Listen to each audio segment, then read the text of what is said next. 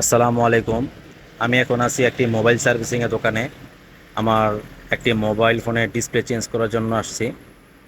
আর এই ভাই ভিডিওর মধ্যে যাকে দেখতে পাচ্ছেন, উনি খুব যত্ন সহকারে ডিসপ্লে পরিবর্তন করে থাকেন, নতুন ডিসপ্লে লাগিয়ে থাকেন। মানে ওনার হাতের কাজ অনেক নিখুঁত।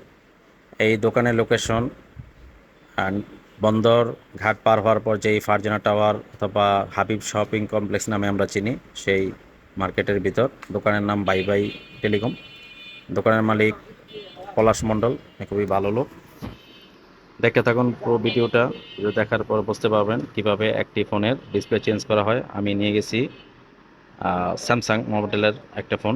আমার হাতে আমার পুরাতন ডিসপ্লেটা, এটাও চেঞ্জ করেছিলাম 1 বছর হয় নাই।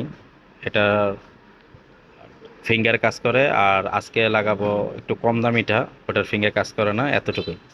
আর আসলে আমাদের দেশে যেসব ডিসপ্লে পাওয়া যায় সবগুলো মোটামুটি একই।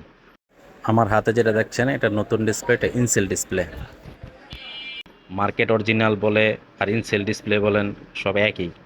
মার্কেট অরিজিনালটার মধ্যে এতটুকুই আপনার ফিঙ্গার কাজ করে, আর ইনসেল ডিসপ্লে যেগুলো ওগুলোর মধ্যে ফিঙ্গার কাজ করে না, এতটুকু পার্থক্য। আচ্ছা ভাই, সামনের ক্যামেরাটা একটু খুলে আমি ঠিক আছে।